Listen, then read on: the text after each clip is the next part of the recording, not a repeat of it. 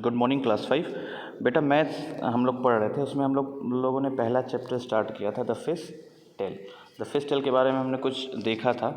मैंने आपको जो होमवर्क दिया उसको प्लीज़ सेंड करिए। बहुत सारे बच्चों का होमवर्क आ भी रहा है मेरे पास, लेकिन कुछ बच्चों का नहीं भी आ रहा है, तो please send your homework to me, okay.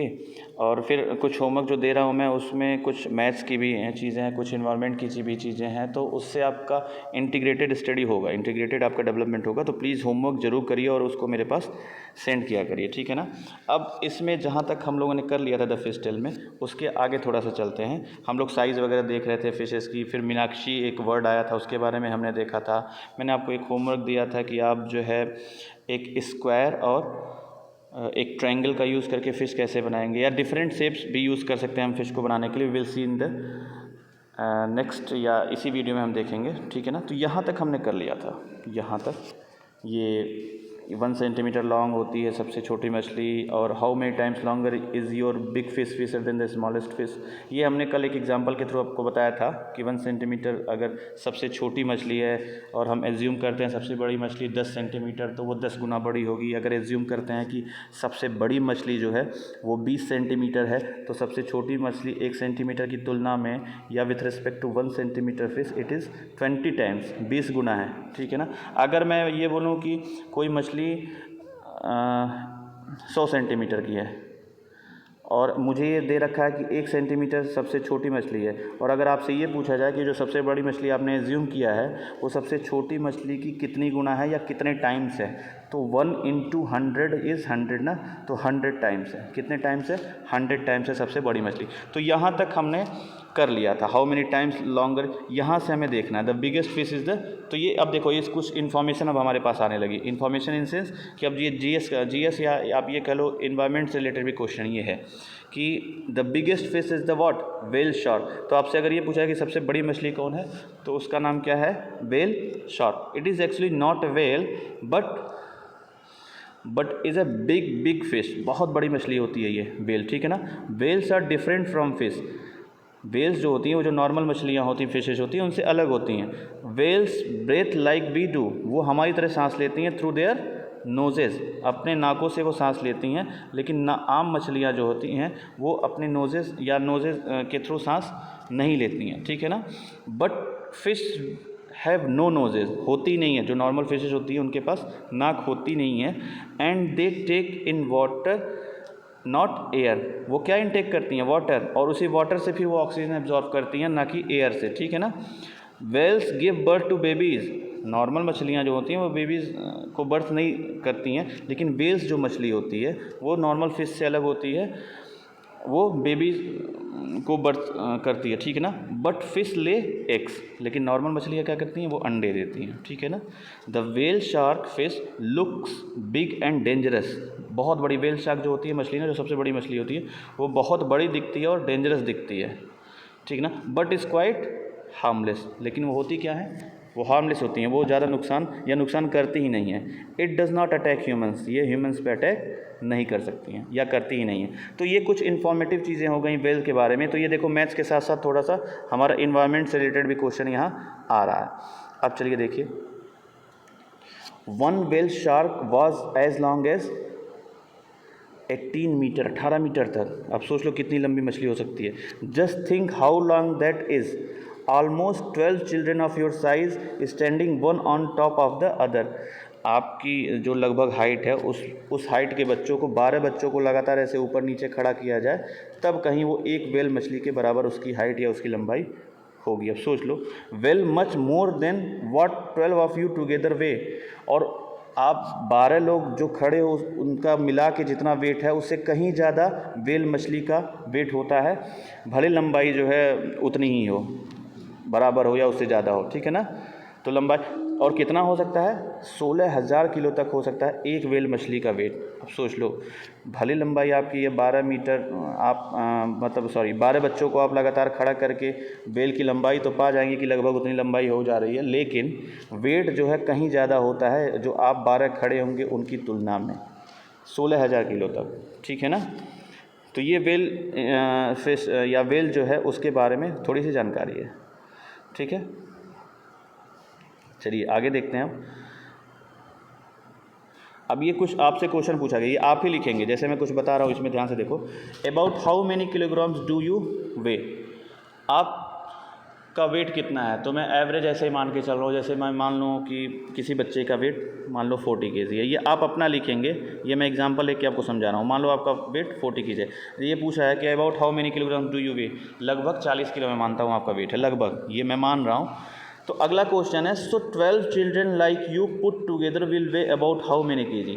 तो पूछ रहा है कि अगर आपका वेट 40 किलो है तो आपके जैसे अगर 12 बच्चों को एक साथ रखा जाए तो उनका लगभग वेट कितना होगा, ये दूसरा क्वेश्चन है। ये आपको फिल इन द ब्लैंक्स करना है। कैसे करना है मैं बता रहा हूँ, देखो जैसे मान लो मैंने आपका वेट कितना माना है, तो अगर एक आदमी का वेट या एक बच्चे का, आपके जैसे बच्चे का वेट 40 kg है तो 12 आपके जैसे बच्चे रहेंगे, तो इसी 40 को 12 बार जोड़ना पड़ेगा, तभी तो 12 बच्चों का वेट आएगा।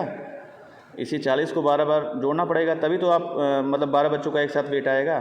तो अब इस 40 को ध्यान से सुनो, अब इस 40 को 12 बार जोड़ने की बजाय क्या करते हैं, इसी 40 में अगर हम 40 में अगर 12 बच्चे हैं तो 12 से अगर मल्टीप्लाई कर दें तो ये 40 12 बार जुड़ के जो आएगा वही वैल्यू 12 से मल्टीप्लाई करने पे भी आता है। बात समझ में आई ना। आपसे पूछा गया कि आपके जैसे 12 बच्चे अगर ऐड हो रहे हैं, अगर आपके जैसे 12 बच्चे ऐड हो रहे हैं तो कितना वेट होगा। तो या तो हम 40 को 12 बार लगातार ऐड करें, लेकिन उसकी तुलना में आसान हमें क्या होता है, इसीलिए मल्टीप्लिकेशन ज़रूरी होती है कि हम बार बार एडिशन से बचते हैं। अगर 40 को हम बार बार ऐड करेंगे तो बहुत लंबा चौड़ा हो जाएगा। उससे बढ़िया है या उससे ईजी है कि 40 को 12 से मल्टीप्लाई कर दें तो वही रिजल्ट आएगा। बात समझ में आ गई नहीं। तो 40 into 40 into 12 is equal what. अब मल्टीप्लिकेशन आपको आता ही है, नहीं आता तो देखिए वो भी दिखा देता हूँ। यहाँ 40 हो गया, यहाँ 12 हो गया, इसी को मल्टीप्लाई करना है। एक बार थोड़ा छोटा लिखता हूँ जिससे कि आपको इजी पूरा ये कवर हो जाए। देखो 40 इंटू 12, तो मल्टीप्लाई कैसे करते हैं, ये 2 को लेते हैं पहले इसे मल्टीप्लाई करेंगे, 2 0 0 आएगा और 2 4 जा 8 यहाँ लिख दिया। फिर ये स्पेस यहाँ छोड़ देते हैं। अब 1 का मल्टीप्लाई 0 में करेंगे, 1 0 से 0 और 1 4 जा 4 और फिर इसको ऐड कर लेते हैं। ये 0 का 0 हो जाएगा, ये 8 और 0 ऐड होके 8 हो जाएगा और 4 का 4 ही रहेगा। तो 480 किलोग्राम यहाँ रिजल्ट आ जाएगा। ठीक है। अब अगला क्वेश्चन क्या है, about how much more does the whale shark weigh than 12 children like you put together. ये आपको मैं होमवर्क दे रहा हूँ, इसको आप होमवर्क के रूप में इसको लीजिएगा। इसको मैं होमवर्क दे रहा हूँ, ये आप कल मतलब नेक्स्ट क्लास तक आप मेरे पास भेजिए, नहीं तो इसको मैं नेक्स्ट क्लास में सॉल्व करवाऊँगा।